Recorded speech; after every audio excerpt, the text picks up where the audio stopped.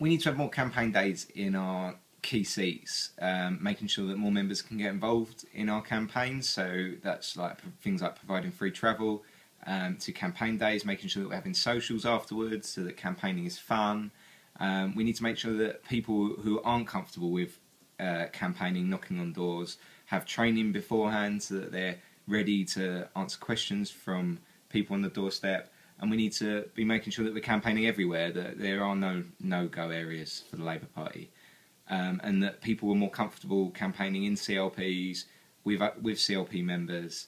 We need to make sure that young Labour members aren't just treated as leaflet fodder, paper boys and girls delivering leaflets. We need to make sure that people are getting involved in their CLPs, making sure that they're active and involved in how we campaign and why we're campaigning, that young members are organisers in CLPs and are taking active roles in their local constituency parties.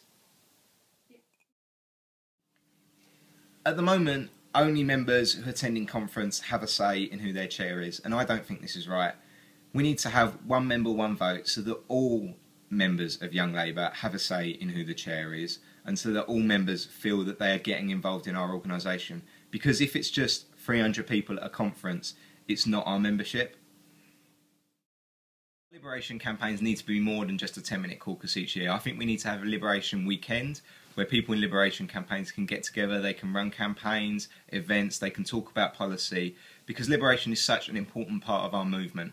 I was really proud to be at a BAME event just before Christmas, speaking to some really inspirational young members. We need to make sure that people are getting involved in Young Labour, are running in our elections, and feel that Young Labour is a place that is open to everyone. And we also need to be ensuring that all our members know what our Liberation campaigns are. If the unions vote for a general strike, then of course I'll support them. However, our focus at the moment needs to be on removing anti-trade union laws to make sure that we can have a strong and active trade union movement, and Young Labour's priority needs to be that all our young members are members of trade union. Currently, conference is inaccessible, the price it is. It's not right that people have to pay for conference and then have to find separate accommodation. We need to be offering people conference accommodation as a bundle, and we need to be ensuring that we've got sponsorship for our events to bring the cost down for our members. Because when I was a student, I wouldn't have been able to afford to go to Young Labour events if I didn't work. So we need to make sure that they're accessible for all our members. The policy-making process currently is flawed. We need a process that is unambiguous so that all our members know what we are campaigning on. But we also need to make sure that our Young Labour groups and members in different areas and regions can create what policy they want and can campaign on the issues that they think are important. I see this question as twofold. We need to be making sure that young members feel they're involved in how Labour Party makes policy, ensuring that we're feeding into the 2015 manifesto so that young members do have a voice within this party. And then secondly, it's about making sure that young members feel comfortable in all parts of the Labour Party. I'm sick of hearing about young members who don't feel welcome in their CLPs. We need to be making sure that the Labour Party is welcome for all people, because when you get over 27, there needs to be a place for you to go afterwards. My political inspiration, to be honest, is my mum. My mum came to this country from India when she was 10.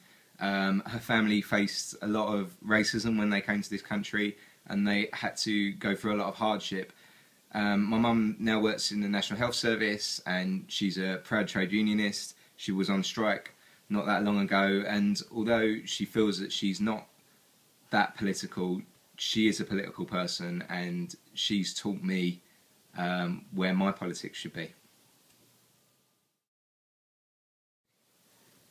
If you're talking about cutting things like ministerial pay, cutting money spent on Trident, and cutting some of the money spent on the royal family, then yeah, I'm in favour of that.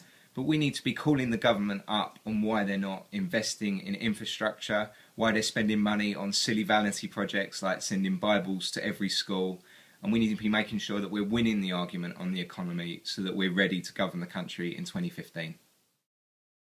I'm not going to give a lecture about a long dead philosopher. My politics don't come from books, they come from the heart.